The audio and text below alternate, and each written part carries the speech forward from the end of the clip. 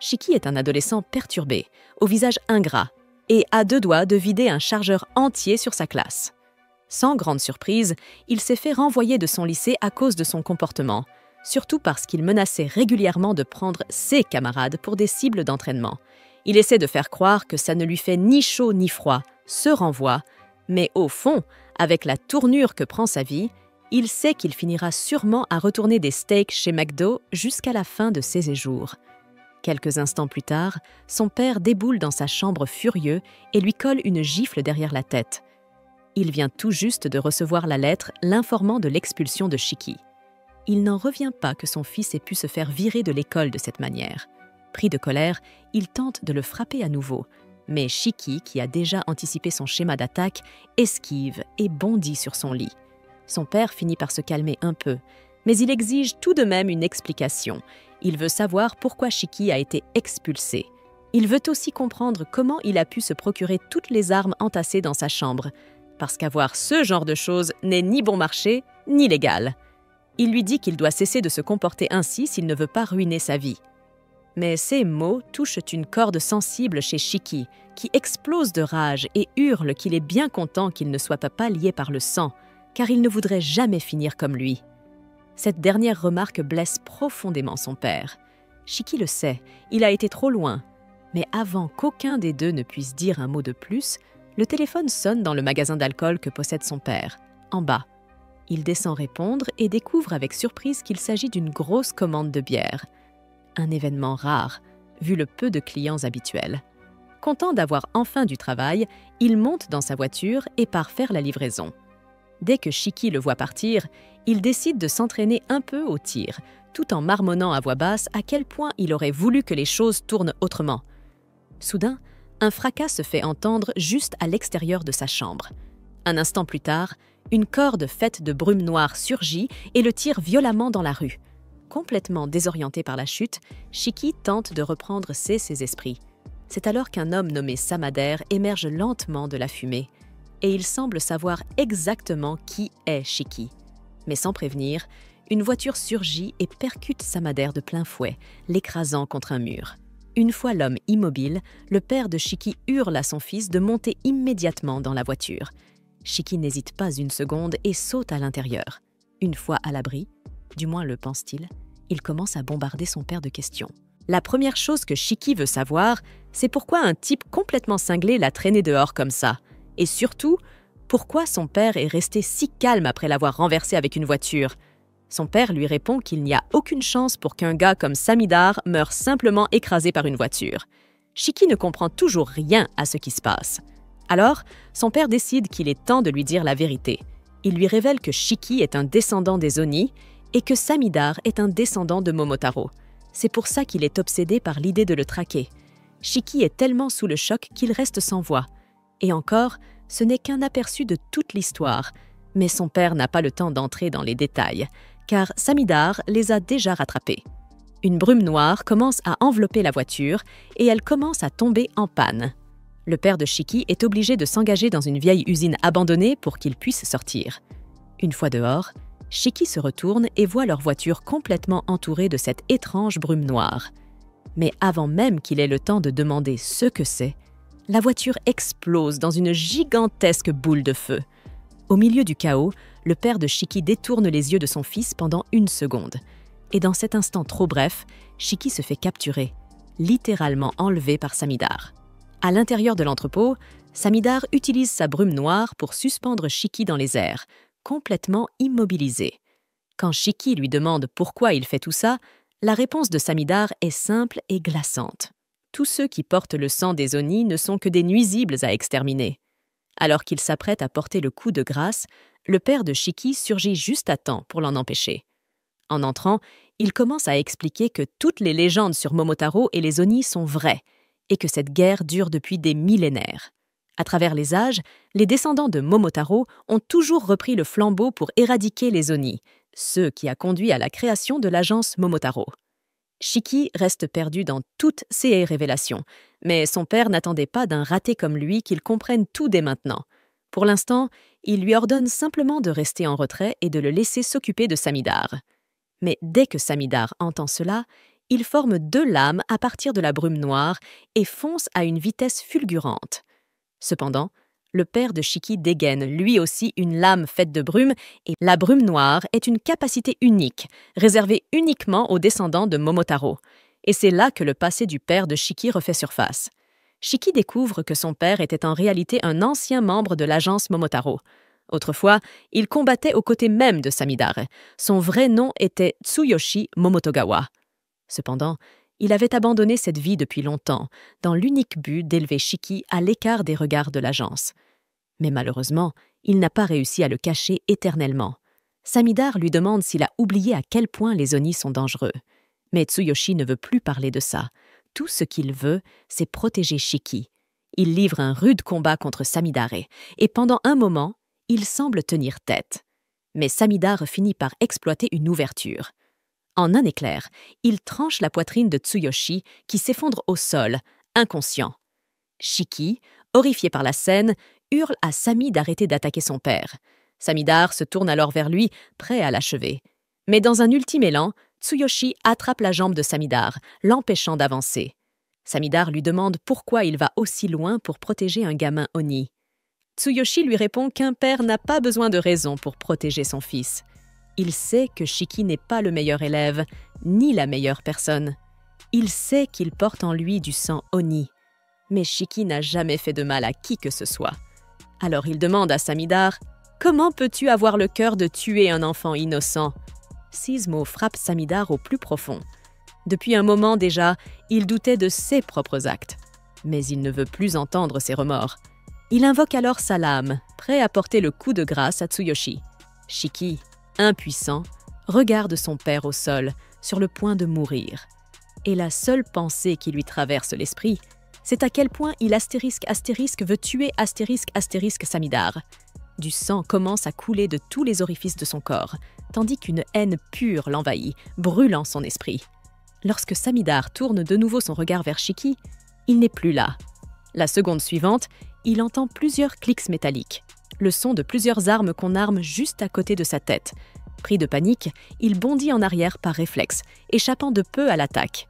Mais il n'a toujours aucune idée d'où vient Shiki. Puis, une goutte de sang tombe sur le sol. Il lève les yeux, et là, il aperçoit Shiki. Samidare n'en revient pas. Shiki a réussi à éveiller ses pouvoirs d'Oni et à contrôler son sang en si peu de temps. Mais ce qui rend les Oni vraiment terrifiants, c'est qu'ils n'ont aucun sens de l'humanité. Ce sont des créatures d'une brutalité inouïe. Samidare lève son épée, se préparant à l'attaque suivante de Shiki. Mais à peine ce dernier commence-t-il à lancer des projectiles de sang que Samidare comprend qu'il est dépassé. Il prend la fuite sans demander son reste. Il parvient finalement à s'éloigner de la zone d'impact, mais cela ne signifie pas que le combat est terminé. Shiki sort de la fumée d'un bond et frappe Samidare d'un coup de pied si violent qu'il l'envoie valser dans un tas de gravats, à moitié inconscient. Shiki se tient alors au-dessus de lui et libère toutes les armes de son arsenal en même temps. L'entrepôt entier est détruit dans le chaos. Mais contre toute attente, Samidare survit à l'attaque.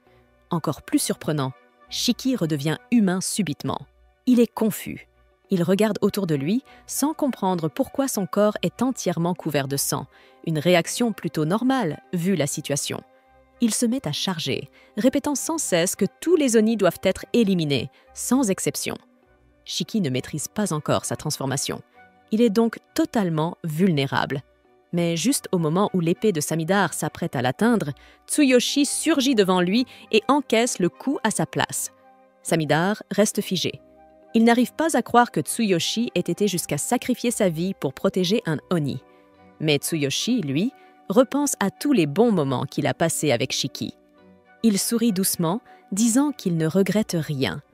Il a vécu une vie qu'il considère comme épanouie, alors mourir ici, ce n'est pas si terrible. Samidare, épuisé et las de ce combat sans fin, commence à se rendre compte que toute cette destruction attire de plus en plus de monde. Paniqué, Shiki lui dit qu'il va appeler une ambulance, mais Tsuyoshi secoue faiblement la tête.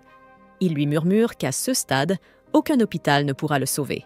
Ce n'est plus qu'une question de temps avant qu'il ne meure, alors il aimerait parler à Shiki une dernière fois. Tout d'abord, il s'excuse de lui avoir caché la vérité pendant tout ce temps, mais ce n'est pas vraiment un sujet facile à aborder dans une conversation. Malheureusement, il ne lui reste plus beaucoup de temps, donc il ne peut pas lui apporter beaucoup de soutien. Il demande cependant à Shiki de devenir plus fort à l'avenir, afin qu'il puisse vaincre à la fois le groupe Momotaro et les Oni, et ainsi vivre une vie véritablement libre. Shiki crie sur son père, lui reprochant de parler comme s'il était déjà mort, car il ne compte pas le laisser mourir. Il commence alors à porter Tsuyoshi vers l'hôpital, et en voyant combien Shiki s'inquiète pour lui, un sourire se dessine sur le visage de Tsuyoshi. Mais ses blessures sont bien trop graves, et après quelques pas, Tsuyoshi perd toute sa force et s'effondre au sol. Shiki supplie désespérément son père de se relever, car il n'a pas encore eu l'occasion de s'excuser pour toutes les paroles blessantes qu'il lui a dites ce matin. Mais il est déjà trop tard. Tsuyoshi est mort. Shiki reste un moment assis, pleurant le corps de son père, lorsqu'un inconnu s'approche derrière lui et lui dit qu'il ne peut pas rester là, car il y aura trop de témoins. Surpris, Shiki se prépare à se battre à nouveau. Mais avant même qu'il puisse se retourner, il reçoit un coup au cou et perd connaissance sur le champ. Il faut beaucoup de talent pour s'approcher de quelqu'un en relais sans se faire remarquer. Donc, Shiki n'avait clairement aucune chance contre lui dès le départ. Pendant ce temps, les dirigeants de l'agence Momotaro sont en émoi, car ils viennent d'apprendre l'échec de la tentative de Samidar pour éliminer Shiki. Ils commencent à se demander s'il n'a pas perdu en puissance. Étant donné la situation, ils ne peuvent pas vraiment lui reprocher de s'être retiré, car ils ne peuvent pas permettre au public de découvrir leur existence. Cependant, ils ne veulent pas non plus que l'existence des Oni soit révélée, alors ils prévoient de tuer Shiki dès qu'ils auront l'occasion de mettre la main sur lui. Mais cela risque d'être presque impossible désormais, car après avoir perdu connaissance, il a été emmené sur une île isolée au milieu de nulle part. L'idée est d'inscrire Shiki dans une école remplie de demi-Oni comme lui, afin qu'il puisse apprendre à maîtriser ses pouvoirs comme il faut. Mais avant cela, l'OTAN doit effectuer une évaluation approfondie pour déterminer si Shiki leur sera utile ou non.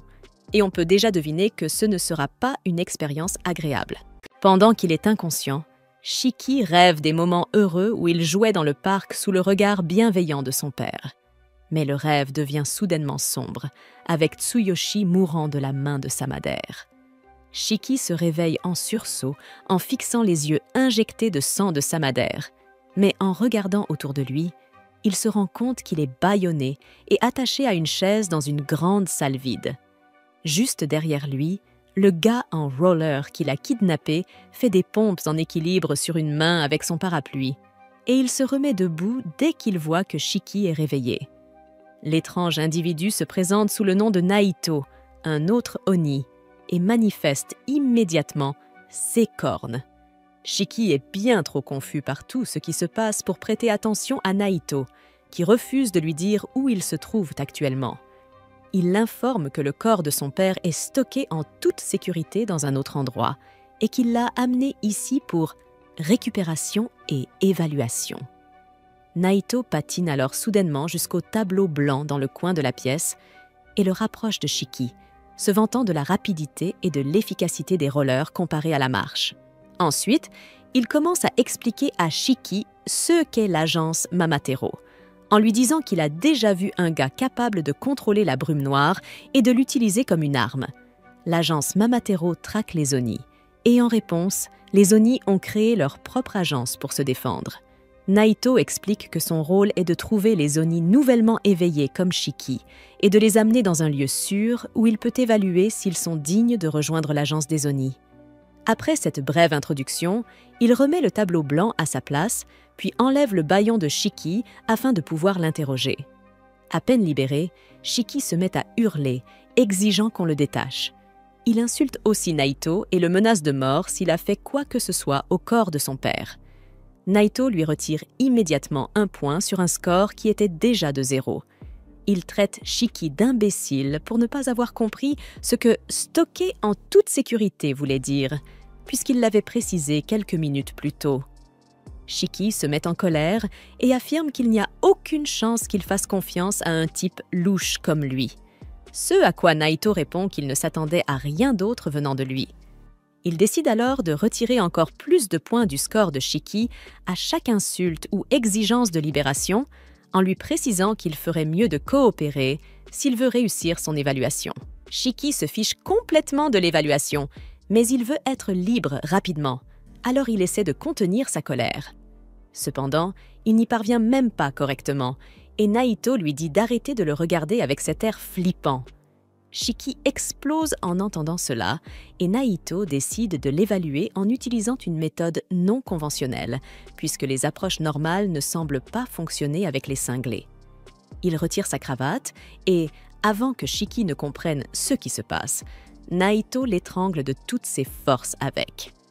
Shiki panique en perdant son souffle, et Naito explique que la vraie nature d'une créature se révèle lorsqu'elle est proche de la mort. C'est ce qu'il veut observer. Shiki tente de résister de toutes ses forces, mais il ne parvient pas à se libérer, même quand il commence à saigner de tous les orifices de son visage. Il perd bientôt connaissance, et Naito est déçu par lui. Mais le sang que Shiki vient de perdre s'éveille soudainement, mu par sa puissance. Il se transforme en pointes acérées et attaque Naito, qui esquive sans trop de difficulté. Soudain, il découvre une mitrailleuse faite de sang pointée droit sur sa tête. Et derrière elle, Shiki dans son état de berserker. Il ouvre le feu sur Naito puis recule, satisfait. Mais ces attaques n'ont même pas effleuré l'étrange individu qui s'est protégé en enrobant son parapluie de son propre sang. Il retire 100 points du score de Shiki, parce qu'il ne sait même pas se servir correctement de son propre sang, puis décide de lui montrer comment faire, même s'il ne se souviendra de rien une fois l'état de berserk terminé. Shiki se jette soudainement sur lui, mais Naito est prêt à tout. Quelques minutes plus tard, Shiki reprend conscience, allongé au sol, vaincu. Il ne comprend pas ce qui vient de se passer, puis il regarde ses mains rouges et panique, en réalisant qu'il a de nouveau perdu le contrôle. Naito est calmement assis sur lui et lui dit qu'il est normal qu'il n'ait aucun souvenir. Quand un Oni passe en mode berserker, il perd totalement l'esprit. Autour d'eux, la salle est un véritable champ de ruines à cause de leur affrontement. Et Shiki dit à Naito d'arrêter de lui faire la morale, alors que lui aussi utilise son sang comme une arme. Naito fait immédiatement disparaître son parapluie de sang, disant à Shiki qu'il n'est jamais passé en mode berserk parce qu'il est capable, lui, de contrôler sa puissance. Il déclare ensuite qu'il n'y a plus rien à dire, car Shiki est disqualifié de l'agence Oni. Shiki n'a toujours aucune idée de ce qui se passe, mais s'il y a bien une chose dont il est certain, c'est que Naito est incroyablement fort. Il décide de ravaler sa fierté et supplie Naito de le prendre comme disciple, car il veut devenir plus fort et venger son père. Naito refuse aussitôt, disant à Shiki que quelqu'un comme lui, qui ne réfléchit pas en combat, est toujours le premier à mourir dans une vraie bataille. Il le traite de déchet inutile, incapable de contrôler ni son cerveau ni sa puissance. Et Shiki utilise toute son énergie pour contenir sa rage. Naito déclare alors qu'il est temps de se débarrasser de lui, car un Oni en mode berserk représente un danger pour tout le monde. Il utilise son anneau spécial pour se couper le pouce, laissant couler un filet de sang. Il transforme ce sang en parapluie, et Shiki a soudain une idée pour le faire changer d'avis. Il s'éloigne hors de portée de Naito, puis fonce droit vers lui en traînant son poing contre le sol jusqu'à ce qu'il saigne. Naito transforme rapidement son parapluie en un bouclier hérissé de pointes pour se protéger de toute attaque au corps à corps et calcule les différentes options que Shiki pourrait tenter. Shiki saute au dernier moment, une option que Naito avait déjà envisagée, mais le surprend en utilisant les pointes du bouclier comme appui pour bondir sur le côté et pointer un pistolet sanglant droit sur son visage. Shiki concentre toute son énergie dans l'arme, tirant un coup puissant dont le recul le projette en arrière. Il n'en revient pas d'avoir peut-être réussi à toucher Naito, mais il s'avère qu'il n'y est toujours pas parvenu. Naito bloque simplement la balle de sang avec son doigt et la brise en morceaux, refusant de donner le moindre crédit à Shiki car il est allé à moitié en mode berserk pour lancer cette attaque. Alors que Shiki semble de nouveau perdre la tête, Naito décide d'en finir avec lui en utilisant sa technique spéciale. Il se place dans une cage de protection et invoque des archers faits de son sang, prêts à tirer sur commande. Cependant, en voyant Shiki lutter contre ses instincts de berserker et réussir à reprendre le contrôle de sa puissance, Naito annule sa technique spéciale. Shiki est fier d'avoir réussi à maîtriser son pouvoir, mais il s'effondre au sol, complètement vidé de son énergie. Naito n'en revient pas. Non seulement Shiki a contrôlé ses pouvoirs, mais il a aussi réprimé son mode berserker, ce que très peu de personnes sont capables de faire. Il lui demande comment il a bien pu faire ça, mais Shiki, avec un sourire en coin, lui dit d'accepter de faire de lui son disciple s'il veut connaître la réponse. Naito lui répond qu'il y réfléchira, et Shiki décide de prendre cela pour un « oui ». Il explique que quand Naito parlait de contrôler son sang, il ne comprenait rien du tout, mais quand il l'a vu se trancher le pouce pour former une arme, une idée lui est venue. Il s'est dit que puisqu'ils étaient tous les deux des Oni, il pouvait simplement copier sa technique. Et étonnamment, ça a marché. Il n'a pas compris les subtilités, mais il a juste laissé son bras saigner en hurlant mentalement à son sang de former une arme. Shiki est toujours surexcité que son coup de poker ait fonctionné et demande à Naito ce qu'il en pense. Naito estime que c'est du grand n'importe quoi. Ce n'est absolument pas comme ça que les choses fonctionnent. D'après son expérience, les adolescents idiots et émotionnels comme Shiki ont beaucoup de mal à contrôler leur sang, tandis que les gens rationnels et calmes comme lui ont bien plus de chances d'utiliser leur pouvoir correctement. Il pense que Shiki ne suit aucune logique, ne laisse pas non plus son mode berserker le contrôler, et qu'il utilise simplement son instinct brut pour forcer son pouvoir à lui obéir. Il admet que c'est une méthode très brute, mais qui peut aussi donner une puissance explosive. Il commence à se demander ce qu'il devrait faire de ce cas aussi unique, lorsque soudain Shiki lui dit qu'il a besoin de puissance pour venger son père et tuer celui qui l'a assassiné. Il dit à Naito que s'il le prend comme disciple et lui enseigne tout, il pourra lui être utile. Mais Naito refuse catégoriquement de considérer cette possibilité. Il transforme son parapluie en lance, affirmant que des gens comme Shiki sont un danger pour la société, parce qu'il ne savait même pas qu'il pouvait contrôler sa puissance et s'est contenté de tenter sa chance. Il dit qu'il ne peut pas l'accepter comme larbin, puis fait semblant de le transpercer avec sa lance, mais frappe seulement le sol à côté de sa tête.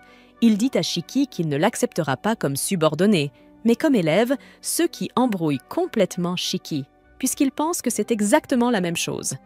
Naito lui explique qu'il a à peine réussi l'épreuve, mais qu'il va lui donner une chance de prouver ce qu'il vaut. Shiki ne comprend toujours rien à ce qui se passe, alors Naito décide de reprendre depuis le début. Il lui explique qu'ils sont sur une île appelée le Seuil de l'Enfer, qui s'appelait autrefois Onigashima. C'était le lieu où le Mamatero originel a massacré les démons, mais aujourd'hui, c'est un endroit où les Oni peuvent vivre en sécurité. Au centre de l'île se trouve l'académie Rasetsu, une école militaire qui forme les Oni à combattre l'agence Mamatero.